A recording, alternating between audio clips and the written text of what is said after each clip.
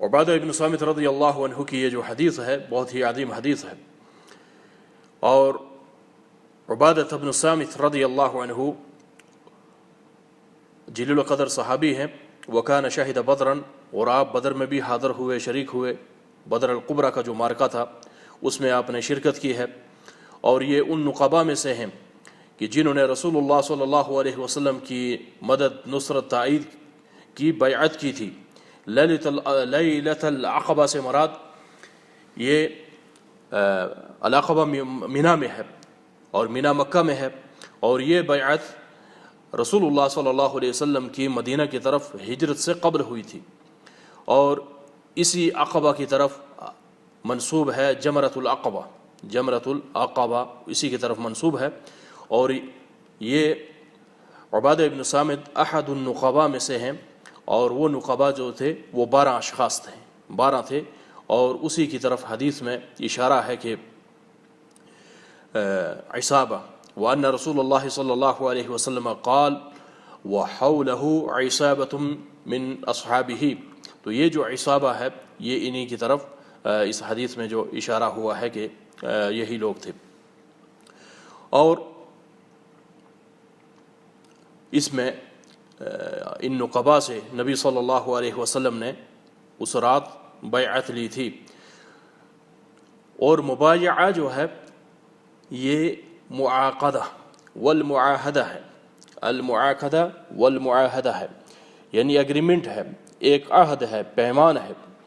میثاق ہے کہ ہم جو آپ علیہ الصلاۃ والسلام ہمیں جس کی طرف توجیہ فرما رہے ہیں، حکم دے رہے ہیں، اس پر ہم پورے اتریں گے، یعنی آپ کی اطاعت اور فرمانبرداری۔ اور مبایعہ جو ہے اس کی وجہ تسمیہ معاوضہ مالیہ کے ساتھ تشبیہ دیا گیا ہے۔ کیوں؟ کہ گویا کہ ہر ایک بیعت لینے والا اور بیعت کرنے والا کسی صلہ پر ایگریمنٹ کر رہے ہیں، اور یوں سمجھیے کہ یہ مبایعہ جو تھا، یہ سودا جو تھا، یہ ایگریمنٹ، یہ وعدہ، اور اس کی ایفا پر جو عقد ہے وہ رسول اللہ صلی اللہ علیہ وسلم کی طرف سے وعد بالثواب کا تھا کہ اگر آپ لوگ اطاعت اور فرما برداری پر پورے اترو گے تو اللہ تبارک و تعالیٰ آپ کو اس کا اجر و ثواب دے گا۔ اور دوسری طرف سے ان نقباء کی طرف سے، مبایعین کی طرف سے الالتزام بالطاعہ تھا کہ اطاعت کے ساتھ، اطاعت اور فرما برداری میں التزام کرنا تھا، یہ مبایعہ ہے۔ تو نبی صلی اللہ علیہ وسلم نے ان نقباء سے، ان صحابہ سے بیعت لی ہے، اور بیعت کیا تھی۔ اور یاد رہے کہ آج کل بھی بہت سارے لوگ بیعت کرتے ہیں، اور رسول اللہ صلی اللہ علیہ وسلم کی جو بیعت تھی وہ آگے آئے گا کہ وہ معروف میں تھی۔ تو آج کل جو بیعت ہوتی ہے تصوف کی، سلسلوں کی، نقشبندیت کی، چشتیت کی، قادریت کی، سہروردیت کی، تیجانیت کی، شاذلیت کی، مختلف فرق کی بیعت ہوتی ہے، تو یہ بیعت توحید اور رسالت پر نہیں ہوتی جو آج کل کے قبر پرست لوگ کرتے ہیں، بلکہ یہ شرک پر ہوتی ہے بیعت، اور یہ بیعت بدعی ہے، یہ قطعاً جائز نہیں ہے کہ کوئی اس طرح سے کسی پیر بابا کے ہاتھ پر بیعت کرے کہ میں نقشبندیت پر زندہ رہوں گا اور مروں گا، چشتیت پر زندہ رہوں گا اور مروں گا۔ نقشبندیت اور چشتیت، قادریت، سہروردیت یہ تصوف کے سلسلے ہیں، یہ اسلام نہیں ہے۔ رسول اللہ صلی اللہ علیہ وسلم توحید پر بیعت لیتے تھے، لا الہ الا اللہ پر بیعت لیتے تھے، شرک کی نفی پر بیعت لیتے تھے۔ وہ حدیث میں آ رہا ہے کہ آپ علیہ الصلوۃ والسلام نے کیا فرمایا؟ بایعونی علی ان لا تشرکوا باللہ شیئا، آپ میرے ساتھ بیعت کریں، ایگریمنٹ کریں، معاہدہ و معاقدہ کریں۔ کس کا؟ کہ آپ اللہ کے ساتھ کسی قسم کا شرک نہیں کریں گے۔ شیئا نکرہ ہے، چاہے شرک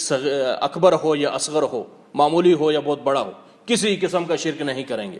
نہ اللہ کی ربوبیت میں، نہ اللہ کی الوہیت میں، نہ ہی اس کے حکم اور تشریع اور قانون میں، نہ ہی اس کے اسماء و صفات میں، کسی چیز میں تم اللہ کے ساتھ شرک نہیں کرو گے۔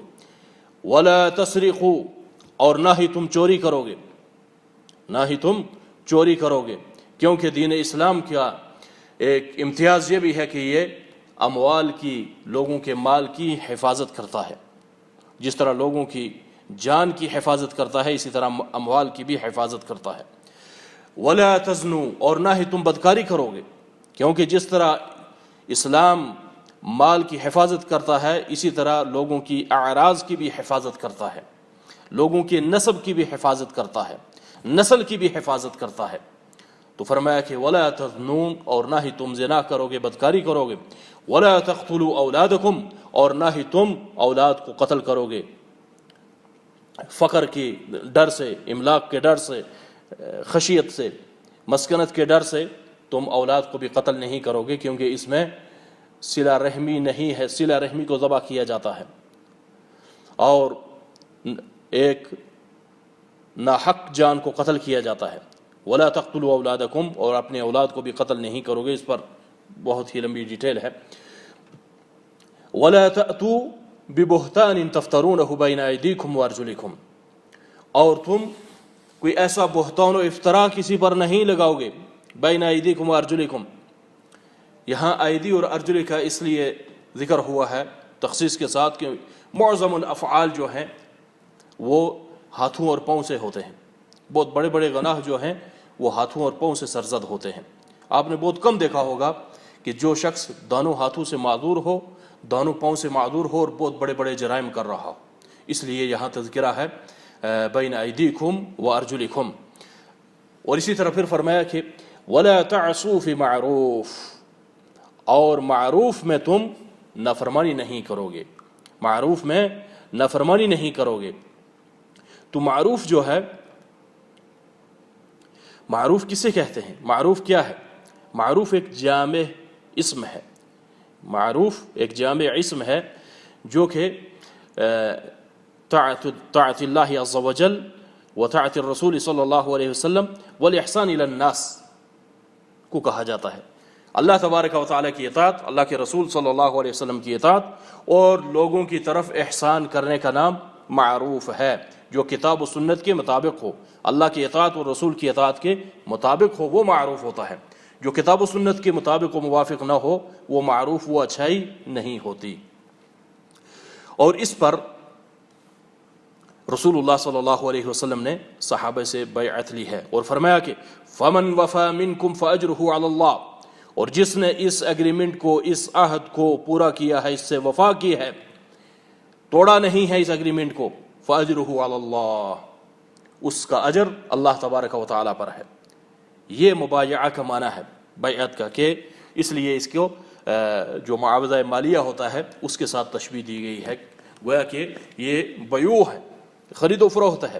ایک طرف سے یہ ایگریمنٹ ہے، دوسری طرف سے یہ ایگریمنٹ ہو رہا ہے، ایک طرف سے ثواب کا وعدہ ہو رہا ہے اور دوسری طرف سے الالتزام بالطاعہ کا پر ایگریمنٹ ہو رہا ہے، سین ہو رہے ہیں کہ ہم آپ کی اطاعت اور فرما برداری پر ہم اس میں ملتزم رہیں گے، اس کا التزام کریں گے، متمسک رہیں گے۔ ومن اصاب من ذلك شيئا فعوقب في الدنيا فهو كفارة له، اور جو شخص کسی ایسی حد کو پہنچا ہے، گناہ کو پہنچا ہے، معصیت کر دی اس نے، فعوقب في الدنيا، اور اس کو اس کا عقاب دنیا میں دیا جائے گا۔ مثلا کسی نے بدکاری کر دی تو اس کا حق، اس کی حد کیا ہے؟ جو شادی شدہ ہے اس کو پتھروں کے ساتھ رجم کیا جائے، جو غیر شادی شدہ ہے اس کو 100 کوڑے ماریں اور جلاوطن کیا جائے، اور اسی طرح جو شخص چوری کرے گا اس کا ہاتھ کاٹ دیا جائے، جو قتل کرے گا اس کو قصاصاً قتل کیا جائے۔ فمن اصاب من ذلك شيئا فعوقب في الدنيا فهو كفارة له، ومن اصاب من ذلك شيئا، اور جس نے کوئی ان حدود و قیود کو پامال کیا لیکن ثم سترہ اللہ، کسی کو بھی پتہ نہیں چلا، اللہ نے اس کا پردہ رکھ دیا، فہو الی اللہ، تو معاشرے میں کسی کو جب پتہ نہیں چلا، بات چھپی ہی رہ گئی، تو پھر اس کا معاملہ اللہ کی طرف ہے، ان شاء عفا عنہ و ان شاء عاقبہ، کہ اللہ اگر چاہے تو اس کو معاف کر دے، چاہے تو اس کو پھر اس کا نتیجہ اور انجام کو پہنچائے گا، اس کی معاقبت ہوگی پھر۔ اور عبادہ بن ثابت فرماتے ہیں فبایعنہ علی ذلک، اور ہم نے رسول اللہ صلی اللہ علیہ وسلم کی ان باتوں پر بیعت کی تھی، ان باتوں پر بیعت کی تھی۔ تو یہ جو ہے بہت ہی اس حدیث میں جامع امور بیان ہوئے ہیں۔ ہمارے پاس وقت نہیں ہے کہ ہم اس کی تفصیل میں جا سکیں۔ حافظ ابن حجر رحمہ اللہ اور دیگر شارحین صحیح البخاری نے اس کی بہت ہی عمدہ تفصیل و شرح نقل کی ہے۔ اللہ تعالیٰ سے دعا ہے کہ اللہ ہمیں عمل کی توفیق دے۔ والسلام علیکم ورحمۃ اللہ۔